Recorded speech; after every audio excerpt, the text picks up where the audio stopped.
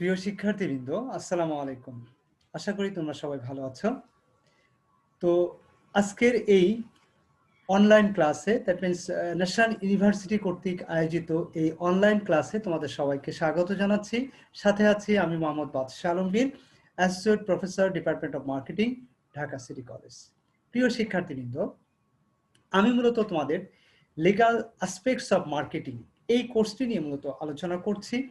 তো আমাদের এই আলোচনার ধারাবাহিকতায় আজকে আমরা মূলত আমার 12তম লেকচারের কার্যক্রম শুরু করতে যাচ্ছি। প্রিয় শিক্ষার্থীবৃন্দ, তো আজকের লেকচারে আমি যে বিষয়গুলো নিয়ে আলোচনা করব সেটা হচ্ছে তোমার পিওর ফুড অর্ডিন্যান্সের যে বাকি চ্যাপ্টারগুলো ছিল সেই চ্যাপ্টারগুলো নিয়ে মূলত আমরা আলোচনা করব। প্রিয় শিক্ষার্থীবৃন্দ, তো আমরা যে বিষয়গুলো মূলত আজকে আলোচনা করব সেই বিষয়গুলো তোমাদের সামনে আমি স্লাইডের মাধ্যমে আমি সেটা উপস্থাপন করব। তো চলো প্রিয় শিক্ষার্থী বন্ধুরা, আমরা শেয়ার স্ক্রিনের মাধ্যমে তোমাদের সাথে ওই বিষয়গুলো আমরা শেয়ার করি। প্রিয় শিক্ষার্থীবৃন্দ, নিশ্চয়ই স্ক্রিনে তোমরা আজকের লেকচারের যে কার্যক্রম সেটা তোমরা দেখতে পাচ্ছ। হ্যাঁ, প্রিয় শিক্ষার্থীবৃন্দ, নিশ্চয় তোমরা স্ক্রিনে আজকের 12তম লেকচারের যে কার্যক্রম সেই বিষয়গুলো তোমাদের কাছে ক্লিয়ার হচ্ছে। তো চলো যাওয়া যাক, আমরা এই বিষয়গুলো নিয়ে ধারাবাহিকভাবে এখন আলোচনা করব। The pure food ordinance 1969, manufacture and sale of goods. প্রিয় শিক্ষার্থীরা, এই বিষয়টা নিয়ে মূলত আমরা আজকে আলোচনা করব। তো চলো যাওয়া যাক আমাদের মূল আলোচনায়। তো আলোচনার শুরুতে ডিসকাশন টপিকসগুলো, অর্থাৎ কোন কোন টপিকগুলো আমরা আলোচনা করব সেটা তোমাদের স্ক্রিনে নিশ্চয়ই তোমরা দেখতে পাচ্ছ যে এই কোন কোন টপিকগুলো নিয়ে মূলত আমরা আলোচনা করব সেই বিষয়গুলো আমি তোমাদের সামনে উপস্থাপন করেছি। নিশ্চয়ই তোমরা স্ক্রিনে দেখতে পাচ্ছ। এরপর দেখো এটা কন্টিনিউ করা হচ্ছে। অনেকগুলো টপিক ইনশাল্লাহ আমরা ধারাবাহিকভাবে আলোচনা করব। তো তো প্রিয় শিক্ষার্থীবৃন্দ, চলো আমরা মূল আলোচনায় চলে যাই। তো শুরুতেই আজকের আলোচনার প্রথম যে টপিকটা আসছে সেটা হচ্ছে rules relating two prohibition of manufacture or sale of goods, sale of food not of proper nature, substance or quality. That means সঠিক প্রকৃতি বা বস্তু মানসম্পন্ন না হলে খাদ্যের উৎপাদন ও বিক্রয় নিষিদ্ধকরণ সংক্রান্ত আইনের বিধান। অর্থাৎ প্রিয় শিক্ষার্থীরা, এখানে মূল যে বিষয়টা বোঝাতে চাওয়া হয়েছে সেটা হচ্ছে যে পণ্যটি মূলত উৎপাদন করা হচ্ছে বা বিক্রি করা হচ্ছে সেটা যদি সঠিক প্রকৃতি বা বস্তু মানসম্পন্ন না হয় তাহলে সেই পণ্যের উৎপাদন, বিক্রয় এবং নিষিদ্ধ সংক্রান্ত যে আইনের বিধান আছে সেই বিধানগুলোই মূলত আমাদের এই আলোচনার মাধ্যমে জানার চেষ্টা করব। তো প্রিয় শিক্ষার্থীবৃন্দ, এখানে যে বিষয়টা বলা হচ্ছে সেটা হচ্ছে, দেখো, সঠিক প্রকৃতি বা বস্তু মানসম্পন্ন খাদ্য সামগ্রী উৎপাদন ও বিক্রয় না করলে উক্ত পণ্য নিষিদ্ধকরণ সংক্রান্ত এই অধ্যাদেশের 6 ধারাতে যে বিধান আছে সেই বিধানগুলোই মূলত আমরা এখন জানার চেষ্টা করব। প্রিয় শিক্ষার্থীবৃন্দ, দেখো নাম্বার 1 যেটা বলা হচ্ছে সেটা হচ্ছে কোনো ব্যক্তি প্রত্যক্ষ বা পরোক্ষভাবে এবং নিজে বা তার পক্ষে অন্য কোনো ব্যক্তি দ্বারা নিম্নোক্ত কাজগুলো করতে পারবে না। নাম্বার ক, দেখো, কোনো ভেজাল খাদ্যবস্তু প্রস্তুত করতে বা বিক্রয় করতে পারবে না, অথবা কোনো ক্রেতাকে ক্ষতিগ্রস্ত করে এমন কোনো খাদ্যবস্তু বিক্রয় করা যাবে না বা উৎপাদন করা যাবে না। প্রিয় শিক্ষার্থীবৃন্দ, 2 নম্বরে যেটা বলা হচ্ছে, দেখো, এখানে বলা হচ্ছে যে উপধারা 1 অনুযায়ী অপরাধ সংঘটিত হয়েছে বলে গণ্য হবে না যদি খাদ্যবস্তুটিতে নির্ধারিত উপাদান সমূহ বিদ্যমান থাকে এবং রাসায়নিক ও ভৌত দ্রবক সমূহ যা ক্ষতিকারক নয় এইরূপ বস্তু বা উপাদান যোগ করা হলে। অর্থাৎ দেখো, এখানে যে বিষয়টা বোঝাতে চাইছে সেটা হচ্ছে উপধারা 1 অনুযায়ী অপরাধ সংগঠিত হয়েছে বলে গণ্য হবে না, অর্থাৎ এটাকে অপরাধ হিসেবে গণ্য করা যাবে না। কখন এই বিষয়টা আমরা জানবো, যদি খাদ্যবস্তুটিতে নির্ধারিত উপাদান সমূহ বিদ্যমান থাকে, অর্থাৎ যা যা থাকা দরকার সবই যদি সেখানে বিদ্যমান থাকে, এবং বলা হচ্ছে যে রাসায়নিক বা ভৌত দ্রাবক সমূহ যেগুলো ক্ষতিকর নাই এই ধরনের বস্তু বা উপাদান যদি সেখানে যোগ করা হয়। তো প্রিয় শিক্ষার্থীবৃন্দ, 3 নম্বরে যেটা বলা হচ্ছে একটু খেয়াল করে দেখো, বলছে ক্ষতিকর নয় এইরূপ কোনো বস্তু বা উপকরণের বিষয়ে সরকারি বিশ্লেষকের মতামত 32 ধারার বিধান সাপেক্ষে চূড়ান্ত প্রমাণ বলে বিবেচিত হবে। এবং 4 নম্বরে যে বিষয়টা বলা হচ্ছে সেটা হচ্ছে এই ধারার অধীন কোনো ফৌজদারি মামলায় অভিযুক্ত ব্যক্তির আত্মরক্ষা হবে না এই বলে যে সে ব্যক্তি খাদ্য বস্তুটি তৈরি করেছেন বা বিক্রয় করেছেন তার এই বিষয়ে কোনো জ্ঞান নাই। এই ধরনের কোনো অজুহাত দেখিয়ে পার পাওয়ার কোনো সুযোগ নাই। প্রিয় শিক্ষার্থীবৃন্দ, এটাই ছিল মূলত সঠিক প্রকৃতি বা বস্তু মানসম্পন্ন যদি না হয় তাহলে উৎপাদন বা বিক্রয় সংক্রান্ত নিষিদ্ধকরণ সংক্রান্ত যে আইন সেগুলো নিয়ে মূলত আমরা আলোচনা করলাম। প্রিয় শিক্ষার্থীবৃন্দ, আমরা নেক্সট টপিকে চলে যাচ্ছি। নেক্সট টপিকে যেটা বলা হয়েছে সেটা হচ্ছে rules relating two provision of manufacturer of food not proper standard of purity, অর্থাৎ খাদ্য সঠিক মানের বিশুদ্ধতা সম্পন্ন না হলে প্রস্তুত বা বিক্রয় নিষিদ্ধকরণ সংক্রান্ত আইনের বিধান। অর্থাৎ এক্ষেত্রে যে বিষয়টা বলা হচ্ছে প্রিয় শিক্ষার্থীবৃন্দ সেটা হচ্ছে যে খাদ্য সঠিক মানের বিশুদ্ধতা সম্পন্ন যদি না হয় তাহলে সেটা যদি না হয়ে যদি প্রস্তুত করা হয় বা বিক্রি করা হয় তাহলে সেটা নিষিদ্ধ সংক্রান্ত আইনের কি বিধান আছে সেই বিধানগুলো মূলত আমরা জানবো। প্রিয় শিক্ষার্থীবৃন্দ, এক্ষেত্রে বিশুদ্ধ খাদ্য অধ্যাদেশের 7 ধারাতে মূলত এ সম্পর্কে যে বিষয়টা বলা হচ্ছে সেটা হচ্ছে এই যে কোনো ব্যক্তি প্রত্যক্ষ বা পরোক্ষভাবে এবং তিনি নিজে বা তার পক্ষে অন্য কেউ দুধ, মাখন বা ঘি, দুধের শোধিত তেল বা অন্য কোনো খাদ্যবস্তু তৈরি করবেন না যতক্ষণ না সরকার গেজেট বিজ্ঞপ্তির মাধ্যমে আইনের বিভিন্ন ধারায় এ সংক্রান্ত নির্ধারিত শর্তাবলী প্রকাশ করবেন। অর্থাৎ আইনের বিধানের এই শর্তগুলো যদি যথাযথভাবে অনুসরণ না করে খাদ্যবস্তু উৎপাদন বা বিক্রয় যদি করা হয় তাহলে সরকার সেটা নিষিদ্ধ ঘোষণা করতে পারবেন। এই হচ্ছে মূলত সঠিক মানের বিশুদ্ধতা সম্পন্ন খাদ্য যদি প্রস্তুত বা বিক্রয় করা না হয় তাহলে সেক্ষেত্রে আইনের যে বিধান আছে সেটাই মূলত আমরা জানার চেষ্টা করলাম। প্রিয় শিক্ষার্থীবৃন্দ, এর পরের যে টপিকটা আসছে সেটা হচ্ছে খেয়াল করো, rules relating to standard of purity of milk or skimmed milk or condensed milk or sterilized milk or desiccated milk, অর্থাৎ ননী তোলা, ঘনীভূত, জীবাণুমুক্ত বা আর্দ্রতামুক্ত দুধের বিশুদ্ধতার মানদণ্ড সংক্রান্ত আইনের বিধান। প্রিয় শিক্ষার্থীবৃন্দ, বিশুদ্ধ খাদ্য অধ্যাদেশের 8 ধারাতে এ সম্পর্কে আইনের যে সকল বিধান রয়েছে তা হলো নাম্বার 1, ননী তোলা বা সর তোলা, ঘনীভূত, জীবাণুমুক্ত বা আর্দ্রতামুক্ত দুধ ব্যতীত অন্য দুধের ক্ষেত্রে। এখানে কি বলা হচ্ছে দেখো, ক নাম্বার, দুধ যে প্রাণী থেকে সংগৃহীত হয়েছে তার প্রজাতি স্থানীয় কর্তৃপক্ষের সাধারণ বা আদেশে নির্দেশিত পদ্ধতি বর্ণিত হতে হবে। খ নাম্বার, বিক্রিত বস্তুটি নির্দিষ্ট প্রজাতির স্বাস্থ্যবান প্রাণীর স্তন সম্পূর্ণ দহনের মাধ্যমে প্রাপ্ত এবং স্বাভাবিক, পরিষ্কার ও টাটকা হতে হবে। গ নাম্বার, বিক্রিত বস্তুটি তা এই নিঃসরণ প্রক্রিয়াজাতকরণ হোক বা না হোক এমন বস্তু হতে হবে যা থেকে উপাদান নিষ্কাশিত হয় নাই, অর্থাৎ যাতে কোনো পানি বা অন্য কোনো বস্তু যোগ করা হয় নাই। প্রিয় শিক্ষার্থীবৃন্দ, এটা ছিল নাম্বার 1। এবার 2 নম্বর যেটা বলা হচ্ছে দেখো, ননী তোলা বা সর তোলা দুধের ক্ষেত্রে। ননী তোলা বা সর তোলা দুধের ক্ষেত্রে বলা হচ্ছে নাম্বার ক, ধারণ পাত্র নির্ধারিত পদ্ধতিতে লেবেলযুক্ত ও চিহ্নিত হতে হবে। খ, বিক্রিত বস্তুতে নির্ধারিত অনুপাতে দুধের উপাদান নির্দেশিত পদ্ধতিতে নির্দিষ্ট হতে হবে। গ, যে স্থানে এইরূপ বস্তু বিক্রিত হবে তা বিক্রিত কর্তৃক অর্থাৎ বিক্রেতা কর্তৃক স্থানীয় কর্তৃপক্ষের সাধারণ বা বিশেষ আদেশে নির্দেশিকা পদ্ধতিতে নির্দিষ্ট হতে হবে। এই হচ্ছে ননী তোলা বা সর তোলা দুধের ক্ষেত্রে প্রযোজ্য হবে এই নিয়ম। আর 3 নম্বর যেটা বলা হচ্ছে দেখো, ঘন, জীবাণুমুক্ত বা আর্দ্রতামুক্ত দুধের ক্ষেত্রে।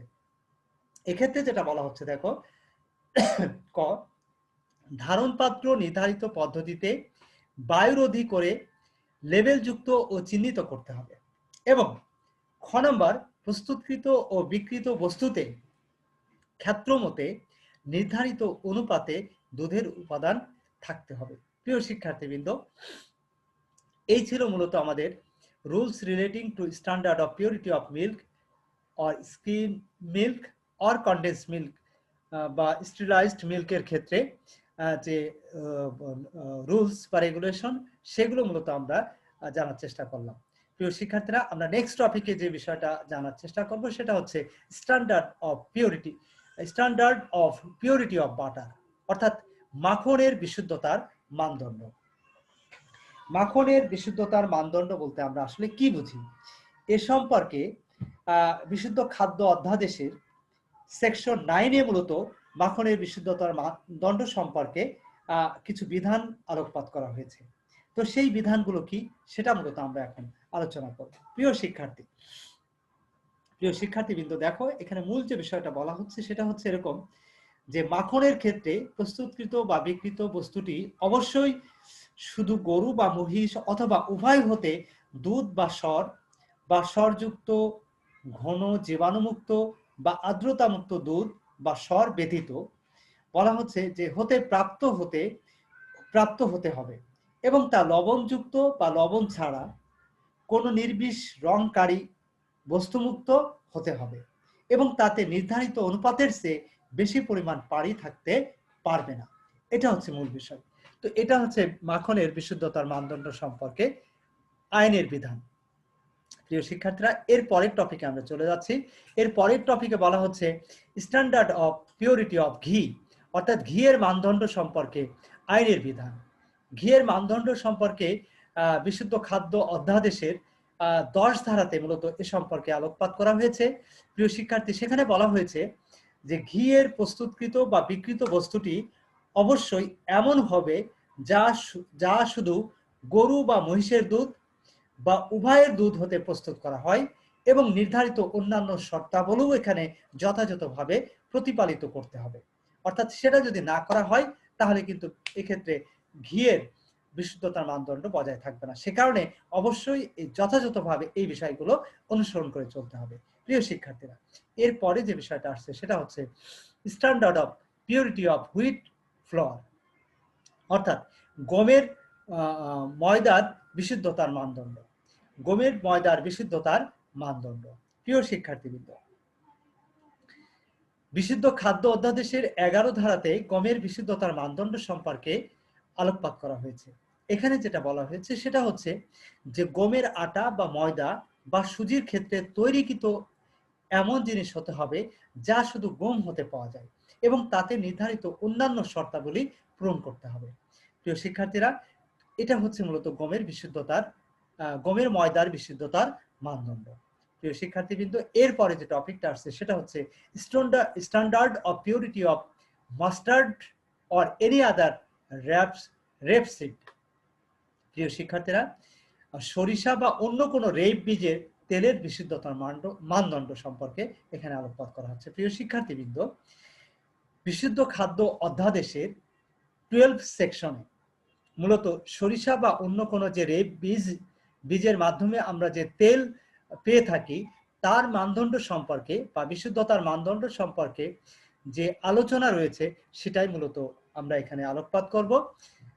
দেখো এখানে যে বিষয়টা বলা হচ্ছে বা গুরুত্ব দেওয়া হচ্ছে সেটা হচ্ছে এরকম যে সরিষা বা অন্য রেপ বীজের তেলের ক্ষেত্রে প্রস্তুতকৃত বা বিকৃত বস্তু অবশ্যই শুধু সরিষা বা সরিষা সদৃশ রেপ বীজ যা প্রযোজ্য হবে, সেই ক্ষেত্রে শুধুমাত্র এটা প্রাপ্ত হতে হবে, এবং তার নির্ধারিত অন্যান্য শর্তাবলী পূরণ করতে হবে এক্ষেত্রে।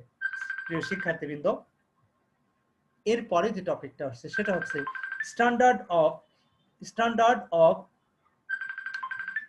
Purity of any other article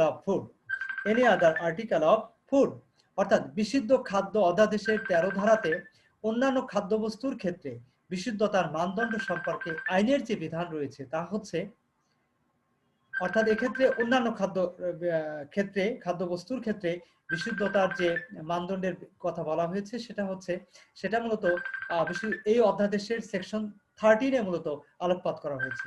তো সেখানে কি বলা হয়েছে? সেখানে বলা হয়েছে যে অন্য কোনো খাদ্যবস্তু যা দুধ, মাখন বা ঘি দ্বারা প্রস্তুতকৃত, এগুলোর মাধ্যমে প্রস্তুতকৃত বিভিন্ন খাদ্যের জন্য নির্ধারিত শর্তাবলী অবশ্যই পালন করতে হবে। প্রিয় শিক্ষার্থীবৃন্দ, এরপরে যে বিষয়টা বলা হচ্ছে সেটা হচ্ছে prohibition of keeping adulterants in place where food in manufactured or sold, খাদ্য প্রস্তুত ও বিক্রয়ের স্থানে ভেজাল বস্তু রাখার ক্ষেত্রে নিষেধাজ্ঞা। তো এক্ষেত্রে কি বলা হচ্ছে দেখো প্রিয় শিক্ষার্থীবৃন্দ, এক্ষেত্রে বিশুদ্ধ খাদ্য অধ্যাদেশের 14 ধারাতে মূলত খাদ্যদ্রব্যের অনুরূপ খাদ্যদ্রব্য প্রস্তুত বা বিক্রয়ের ক্ষেত্রে নিষেধাজ্ঞা সংক্রান্ত আইনের যে বিধানগুলো রয়েছে সেই বিধানগুলোতে বলা হয়েছে কোনো ব্যক্তি প্রত্যক্ষ বা পরোক্ষভাবে নিজে বা তার পক্ষে অন্য কোনো ব্যক্তি প্রস্তুত বা বিক্রয় করতে পারবে না।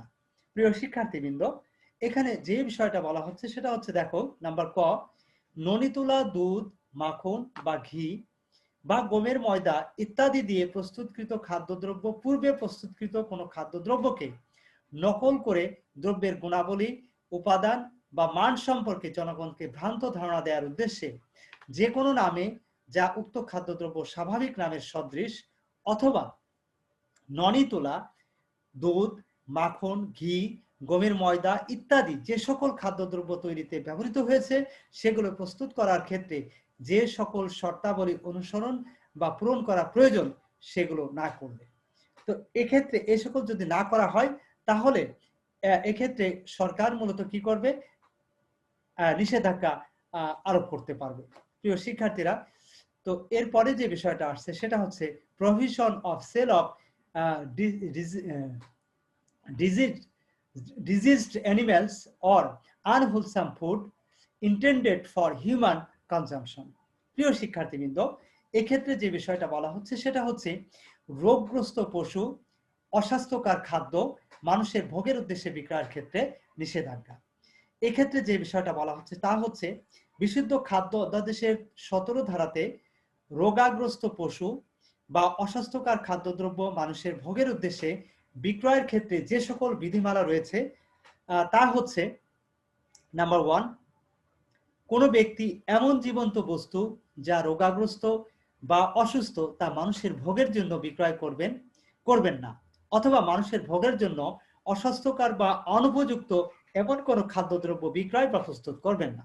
প্রিয় শিক্ষার্থীরা, 2 নম্বরে যেটা বলা হচ্ছে এই ধারার অধীনে কোনো মামলায় ভিন্নরূপ কোনো কিছু প্রমাণিত না হওয়া পর্যন্ত কোনো জীবন্ত বস্তু রোগগ্রস্ত বা অসুস্থ বা অন্য কোনো খাদ্যবস্তু যা মানুষের ভোগের ক্ষেত্রে অস্বাস্থ্যকর বা অনুপযুক্ত তা এমন কোনো ব্যক্তির দখলে পাওয়া গেলে যে ব্যক্তি অনুরূপ খাদ্যদ্রব্য প্রস্তুত করেন বা বিক্রয় করেন সেক্ষেত্রে আদালত অবশ্যই অনুমান করবেন যে তা মানুষের ভোগের উদ্দেশ্যে উক্ত ব্যক্তি কর্তৃক বিক্রয়ের জন্য রাখা হয়েছে বা প্রস্তুত করা হয়েছে। প্রিয় শিক্ষার্থীরা, সেক্ষেত্রে অবশ্যই সরকার তার যে বিধিমালাগুলো আছে সেগুলো সে প্রয়োগ করতে পারবে। প্রিয় শিক্ষার্থীবৃন্দ, নেক্সট যে টপিকটা আসছে সেটা হচ্ছে provision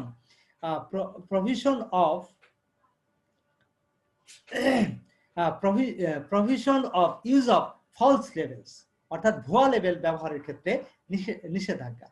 ভুয়া লেবেল, অনেকেই কিন্তু ভুয়া লেবেল তাদের প্রোডাক্টের মধ্যে ভুয়া লেবেল তারা ব্যবহার করে থাকে।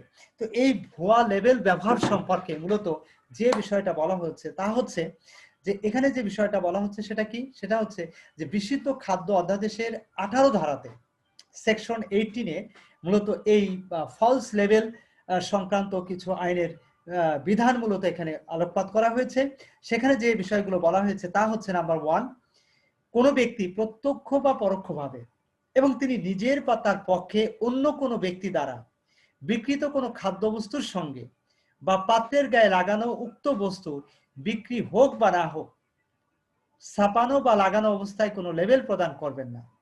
যা মিথ্যাভাবে উক্ত বস্তুকে বর্ণনা করে বা এর প্রকৃতি, বস্তু বা মান সম্পর্কে ভিন্ন রকম ধারণা দিয়ে বিভ্রান্ত করে। প্রিয় শিক্ষার্থীবৃন্দ, 2 নম্বরে যেটা বলা হচ্ছে সেটা হচ্ছে এরকম, এই ধারার অধীনে অভিযুক্ত কোনো ব্যক্তি আত্মরক্ষা করার যুক্তি হিসেবে এটা উপস্থাপন করতে পারবেন না যে প্রদত্ত লেবেল সম্পর্কে তার কোনো ধারণা নেই এবং এর বৈশিষ্ট্য সম্পর্কেও তিনি যুক্তিসঙ্গত অধ্যাবসায়ের মাধ্যমে নিশ্চিত হতে পারেন নাই। প্রিয় শিক্ষার্থীবৃন্দ, এই ছিল মূলত ভুয়া লেবেল ব্যবহারের ক্ষেত্রে আইনগত যে নিষেধাজ্ঞা সে সম্পর্কে আইনের বিধান। প্রিয় শিক্ষার্থীবৃন্দ, নেক্সট টপিক যেটা আসছে সেটা হচ্ছে special provision for sellers of ice cream, aerated water etc. অর্থাৎ এক্ষেত্রে বলা হচ্ছে যে আইসক্রিম বা বায়ুবাহিত পানি ইত্যাদি বিক্রেতার জন্য বিশেষ বিধান। অর্থাৎ কেউ যদি বিশুদ্ধ খাদ্য অধ্যাদেশের 22 ধারাতে আইসক্রিম বা বায়ুবাহিত পানি ইত্যাদি বিক্রেতার জন্য বিশেষ কোনো বিধান বিশেষ যে বিধান রয়েছে সেই বিধান সম্পর্কে আমরা মূলত এখন আলোকপাত করব। তো সেখানে যে বিষয়টা বলা হচ্ছে সেটা হচ্ছে, দেখো একটু মনোযোগ সহকারে, যে আইসক্রিম, কুলফি, বরফ বা বায়ুবাহিত পানি, শরবত, মিষ্টি, বিস্কিট, রুটি, ডাল বা আটা বা ময়দার তৈরি শুকনো কোনো খাবার বা এর কোনো ডিলার যিনি নিজে বা তার পক্ষে অন্য কোনো ব্যক্তির দ্বারা যানবাহন বা পাত্র ব্যবহার করে সংশ্লিষ্ট খাদ্যবস্তু কোনো প্রাঙ্গণ বা প্রাঙ্গণের অংশ ছাড়া অন্য কোথাও বিক্রয়ের জন্য ব্যবহার করে, তার নাম ও ঠিকানা বাংলায় সহজে পড়া যায় বা দেখা যায় এমনভাবে উক্ত প্রাঙ্গণ বা প্রাঙ্গণের অংশ যানবাহন বা পাত্রের উপর প্রদর্শন করতে হবে। প্রিয় শিক্ষার্থীরা, আর সেটা যদি না করা হয় বা জনসাধারণ যদি সেটা বুঝতে না পারে তাহলে সেটা কোনোভাবেই আইনসম্মত হবে না, বা সরকার চাইলে যদি সেটা না করা হয়, এই বিধান যদি মেনে না চলা হয়, তাহলে সরকার ইচ্ছা করলে সেটার উপরে নিষেধাজ্ঞা আরোপ করতে পারবে।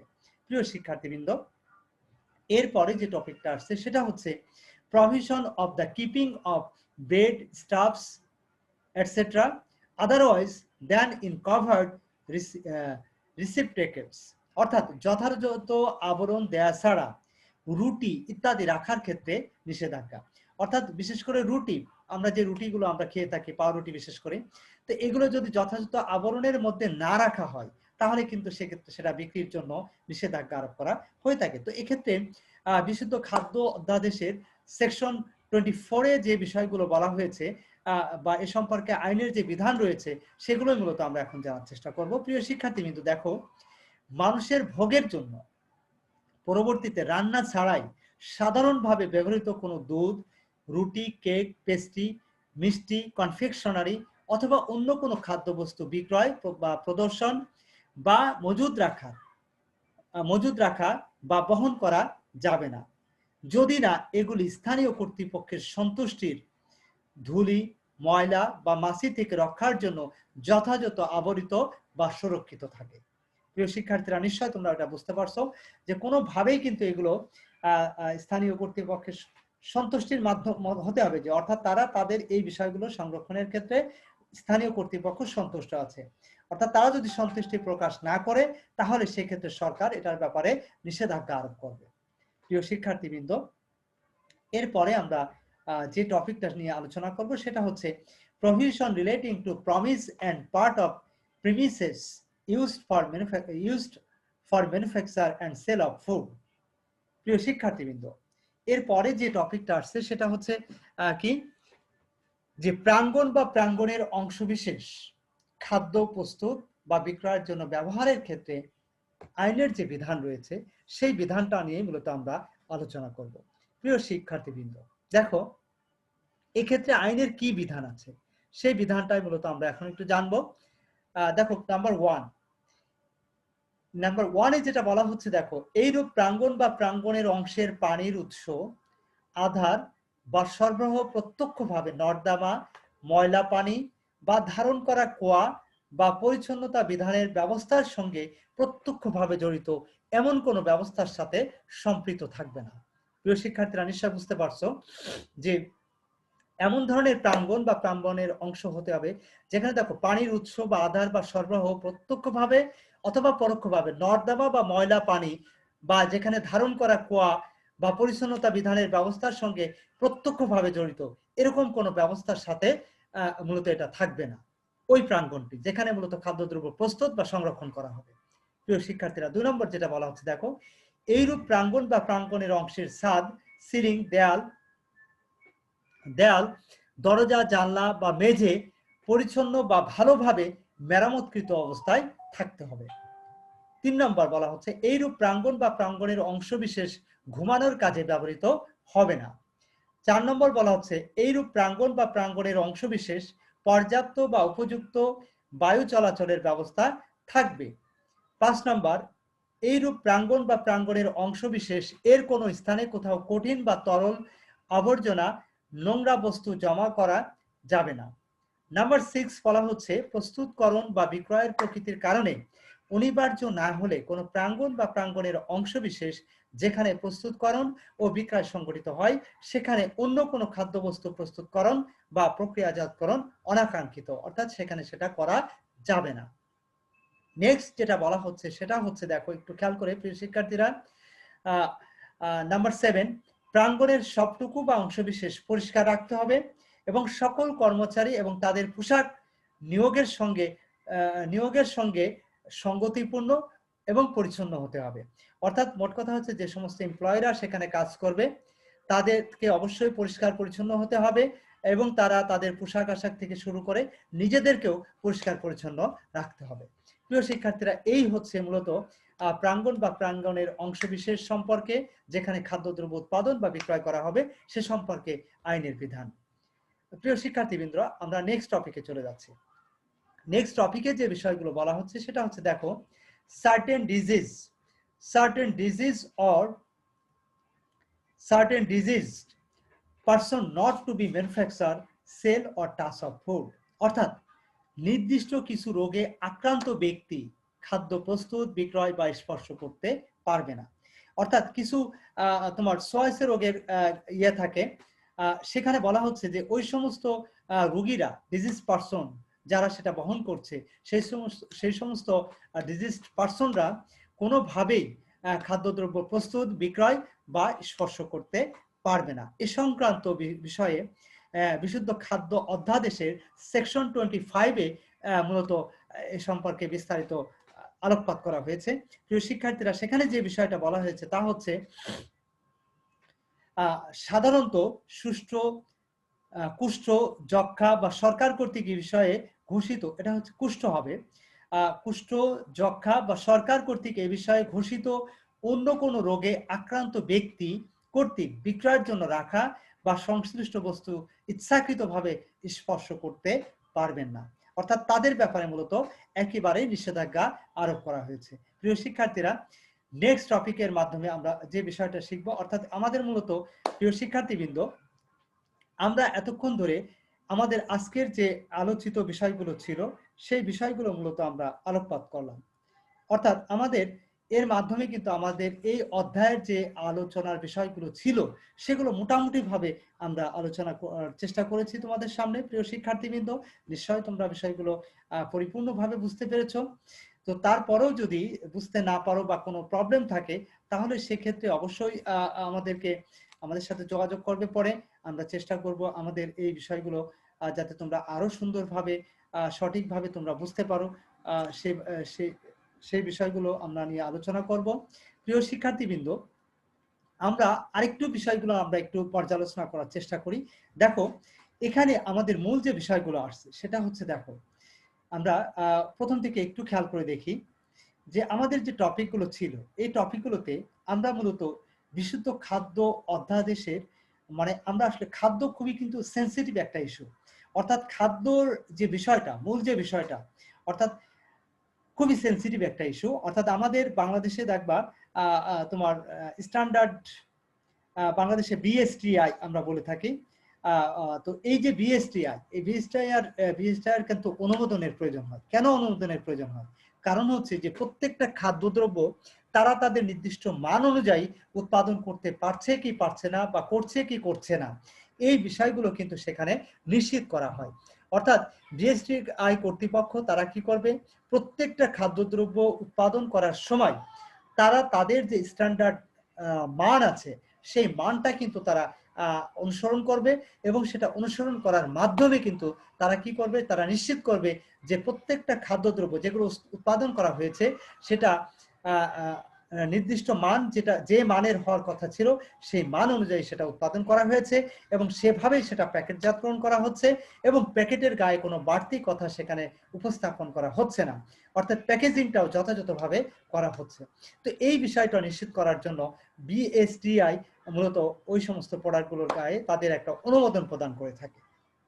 প্রিয় শিক্ষার্থীবৃন্দ, এই অনুমোদন প্রাপ্ত যে সমস্ত পণ্যগুলো বা খাদ্যদ্রব্য আমরা পেয়ে থাকি সেটাই মূলত বিশুদ্ধ খাদ্যদ্রব্য হিসেবে গণ্য হয়ে থাকে। প্রিয় শিক্ষার্থীবৃন্দ, আসলে বিশুদ্ধ খাদ্য বলতে আমরা যে কোনো দ্রব্য, আসলে তারপরেও এর এই বিএসটিআই এর অনুমোদন ছাড়াও অনেক সময় দেখা আছে ভুয়া লেবেল লাগিয়ে অনুমোদন ছাড়াই অনেকেই আসলে এই আইনের ফাঁক-ফোকরে আসলে মেনটেন করে অনেকেই আসলে অস্বাস্থ্যকর অনেক খাদ্যদ্রব্য কিন্তু আমাদের দেশে কিন্তু এটা উৎপাদন করে থাকে। তো আমাদের সচেতন হতে হবে যে যারা আসলে মানে বিশুদ্ধ খাদ্যদ্রব্য উৎপাদন করছে কিনা, বা কারা আসলে অস্বাস্থ্যকর পরিবেশে বা অবিশুদ্ধ খাবার বা অমানসম্পন্ন খাবার আসলে উৎপাদন করছে, সেটা আমাদের লক্ষ্য রাখতে হবে। আমরা বিশেষ করে যারা ক্রেতা সাধারণ তারা যদি আমরা সচেতন না হই তাহলে কিন্তু হবে না।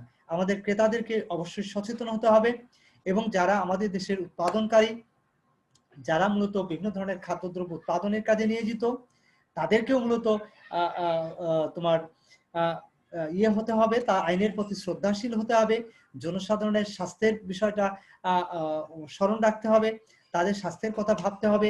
কোনো প্রকার হার্মফুল, অর্থাৎ মানুষের স্বাস্থ্যের জন্য হার্মফুল এরকম কোনো পণ্য কোনোভাবেই উৎপাদন করা যাবে না।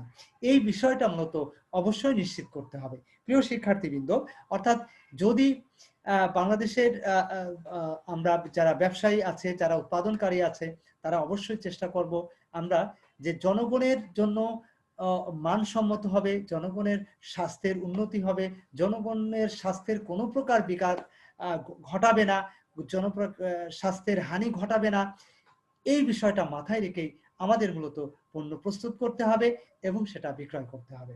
আর সেটা যদি আমরা নিশ্চিত করতে পারি তাহলেই কিন্তু বাংলাদেশের মানুষের স্বাস্থ্যকে আমরা কি বলবো, স্বাস্থ্যকে আমরা নিশ্চিত করতে সম্পূর্ণ হব। প্রিয় শিক্ষার্থীবৃন্দ, বাংলাদেশ সরকার নিশ্চিতভাবে চায় যে বাংলাদেশের মানুষ সুস্বাস্থ্যের অধিকারী হোক, কারণ স্বাস্থ্যই সকল সুখের মূল। আর স্বাস্থ্য তখনই সঠিক থাকবে, স্বাস্থ্য তখনই ভালো থাকবে যদি মানুষ ভালো খাবার, বিশুদ্ধ খাবার যদি খেতে পারে। তো প্রিয় শিক্ষার্থীবৃন্দ, আমরা অবশ্যই এই ব্যাপারে আমরা যদি কখনো কোনো পণ্য উৎপাদন করি তাহলে অবশ্যই আমরা চেষ্টা করব স্বাস্থ্যসম্মত ভালো মানের পণ্য উৎপাদন করা। আমাদের আশেপাশে যারা পণ্য উৎপাদন করছে তারা আসলে সমস্ত স্বাস্থ্য ব্যবস্থা অনুসরণ করে তারা পণ্য উৎপাদন করছে কিনা সে ব্যাপারেও আমরা কিন্তু সচেতন থাকব, সজাগ থাকব। প্রিয় শিক্ষার্থীরা, নিশ্চয় তোমরা আমার এই টোটাল আলোচনাটা তোমরা বুঝতে পেরেছো। তো প্রিয় শিক্ষার্থীবৃন্দ, এই টোটাল আলোচনার মাধ্যমে কিন্তু আইনগত বিভিন্ন বিষয় কিন্তু আমরা তুলে ধরার চেষ্টা করেছি, এবং এর মাধ্যমে বিভিন্ন খাদ্যদ্রব্যের যে মানদণ্ডের বিষয়গুলো আছে সেগুলো আমরা আলোকপাত করার চেষ্টা করেছি পর্যায়ক্রমে। তোমরা নিশ্চয়ই সেই বিষয়গুলো স্ক্রিনে দেখতে পাচ্ছ। এই বিষয়গুলো যাতে নিশ্চিত করা হয় সে বিষয়ে আমরা যেমন কনজিউমার আমরা যারা ভোক্তা সাধারণ তারা যেমন সচেতন হব, যারা উৎপাদন করছে তারাও সচেতন হবে, তাহলেই কিন্তু আমরা স্বাস্থ্যকর খাবার বা বিশুদ্ধ খাবার, ভেজাল মুক্ত খাবার আমরা নিশ্চিত করতে সক্ষম হব। প্রিয় শিক্ষার্থীরা, তো এই আশাবাদ ব্যক্ত করি এবং তোমরা সবাই নিশ্চয় পুরো বিষয়টা বুঝতে পেরেছো। তো এই পর্যন্ত নিশ্চয় এর মাধ্যমে কিন্তু আমাদের আজকের লেকচারের কার্যক্রম আমরা শেষ করতে যাচ্ছি। প্রিয় শিক্ষার্থীবৃন্দ, আমরা তোমরা নিশ্চয় পুরো ক্লাসটাই তোমরা যথাযথভাবে বুঝতে সক্ষম হয়েছো। তো যাই হোক, তো তোমরা এ পর্যন্ত খুব মনোযোগ সহকারে আমার ক্লাস শুনেছো এবং বোঝার চেষ্টা করেছো। তো এ পর্যন্ত যেহেতু তোমরা সবাই আমার সাথে পূর্ণ সহযোগিতা আরোপ করেছো।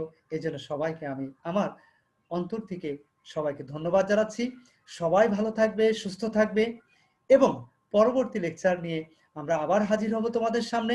সে পর্যন্ত সবাই অবশ্যই সুস্থ থাকবে, অবশ্যই ভালো থাকবে, সেই আশাবাদ ব্যক্ত করে আজকের মতো এখানে শেষ করছি। আল্লাহ হাফেজ। Thank you very much. Stay with me.